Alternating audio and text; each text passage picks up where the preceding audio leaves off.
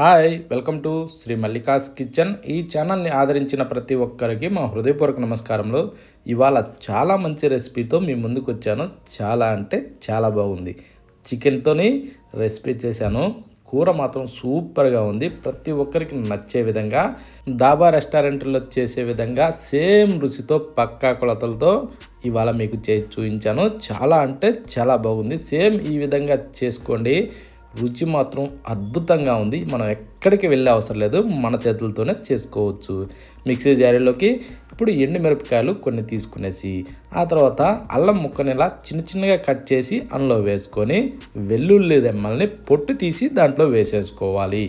ఆ తర్వాత చెక్క, లవంగాలు, యాలకులు అందులో వేసి కొన్ని మిరియాలు కూడా దాంట్లో వేసేసుకునేసి, ఇప్పుడు గసగసాలని 1 టేబుల్ స్పూన్ అందులో వేసుకొని తగినన్ని నీళ్లు పోసుకొని మనం ఇప్పుడు మెత్తగా పేస్ట్ చేసుకోవాలి.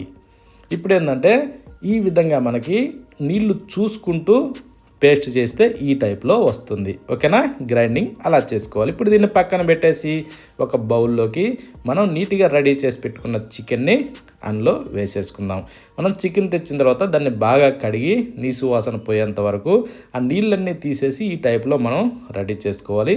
ఈ టైప్లో ముక్కలు కొట్టించుకుంటే తినడానికి కూడా సూపర్గా ఉంటుంది. ఇప్పుడు దీంట్లోకి ఇందాక మనం గ్రైండ్ చేసిన పేస్టుని వేసేసుకోవాలి. ఆ పేస్ట్ అంతా వేసిన తర్వాత అదే మిక్సీ జారులో కొన్ని నీళ్లు కూడా పోసి అందులో వేసుకోవచ్చు, ఇబ్బంది లేదు.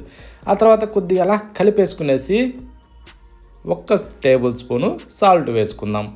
సాల్ట్ వేసాక దీన్ని కాస్త అలా పిసుకుతూ బాగా కలుపుకునేసి ఎట్టలేదన్నా కానీ ఒక అరగంట సేపు అయితే దీన్ని ఊరనివ్వాలి.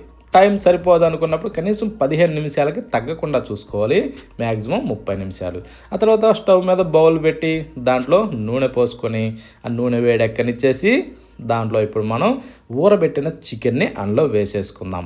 కానీ ఈ కూర చేయటం చాలా ఈజీ అండి. ఎవరైనా సరే, ఎంత కొత్త వాళ్ళైనా సరే, చిన్న పిల్లల చేతికి ఇచ్చినా కూడా ఈజీగా చేసేస్తారు. చాలా రుచిగా ఉంది. దీన్ని మనం ఈ టైప్లో తిరగేసుకుంటూ బాగా కొంచెం ఇలా ఉడికిన తర్వాత ఇప్పుడు ఒక 3 ఉల్లిగడ్డల్ని చిన్నగా సన్నగా కట్ చేసి అందులో వేసుకోవాలి. మనం వేసే ఉల్లిగడ్డలు కొంచెం ఎక్కువ తక్కువ అయినా కూడా పర్వాలేదు. కాకపోతే ఏంటంటే మనకు నచ్చినట్టు అందులో వేసుకోవచ్చు. ఇది మాత్రం ఆప్షనల్, చాలా బాగుంటుంది. ఈ చికెన్లో వేసిన ఉల్లిగడ్డలు బాగా మెత్తబడేదాకా మనం ఒక 6-8 నిమిషాలు ఇలా ఉడకనివ్వాలి. ఇలా ఉడికిన తర్వాత 1 టేబుల్ స్పూను కారం వేసుకుందాం. 1 టేబుల్ స్పూను ధనియాల పొడి కూడా వేసేసి సగం టేబుల్ స్పూను జీలకర్ర పొడి వేసుకుందాం. ఆ తర్వాత కొద్దిగా పసుపు అందులో వేసేసుకునేసి చికెన్ మసాలా 1 టేబుల్ స్పూను అందులో వేసేసుకుందాం. వేసిన తర్వాత ఇలా బాగా తిరగేసుకుంటూ దీన్ని కూడా బాగా కలర్ వచ్చేదాకా మనం బాగా ఫ్రై చేసుకోవాలి. ఎందుకంటే కారం ఇందాక అందులో గ్రైండింగ్ చేసినప్పుడు ఎండుమిరపకాయలు వేసాం కదా, ఇప్పుడు 1 టేబుల్ స్పూన్ సరిపోద్దనే వేసా. ఓకేనా? అది ఎలా అంటే ఎక్కువ తక్కువ కావాలనుకునే వాళ్ళు వేసుకోవచ్చు, ఇబ్బంది లేదు. ఇలా ఈ విధంగా ఆయిల్ తేలేదాకా, నీరు మొత్తం ఇనికేదాకా ఇలా ఉడకనివ్వాలి. ఆ తర్వాత టమోటాలని అందులో వేసుకోవాలి, కట్ చేసిన వాటిని. అది ఎలా అంటే నేను ఒక 2 టమోటాలు వేసా. ఇవి కూడా ఈ విధంగా తిరగేసుకుంటూ ఈ టమోటాలు కూడా గుజ్జులాగా మారేదాకా, కరిగిపోయేదాకా ఇలా ఉడకనిచ్చుకోవాలండి. ఇలా ఉడికిన తర్వాత ఇప్పుడు తగినన్ని నీళ్లు పోసుకుందాం. అంటే 1 గ్లాస్ పోసా నీళ్ళు. కొంచెం ఎక్కువ తక్కువ కావాలన్నా కూడా గ్రేవీకి తగ్గట్టుగా పోసుకొని రుచికి సరిపడా సాల్ట్ వేసుకోవాలి.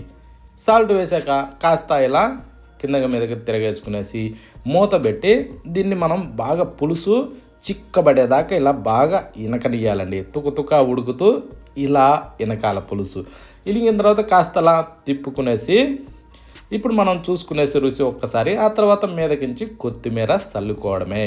కొత్తిమీర చల్లుకున్న తర్వాత ఇంకా స్టవ్ ఆఫ్ చేసేసి కాస్త అలా తిరగేసుకునేసి ఇంకా సర్వ్ చేసుకొని వేడిగా తినచ్చండి. కానీ రుచి మాత్రం చాలా బాగుంది.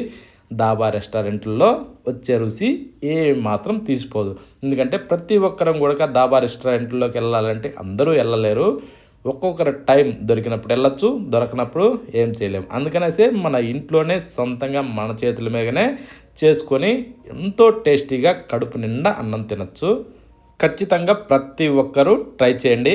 ఇంకెందుకు ఆలస్యం, షాప్కి వెళ్ళి చికెన్ తీసుకొచ్చుకొని రెడీ చేసుకొని ప్రతి ఒక్కరూ ఆస్వాదిస్తూ ఇంట్లో పిల్లల నుంచి పెద్దవాళ్ళ వరకు ప్రతి ఒక్కరూ ఇలా చేసుకునేసి కడుపు నిండా అన్నం తినచ్చు. ఇంకేంటి మరి, మరొక వీడియోలో కలుద్దామా?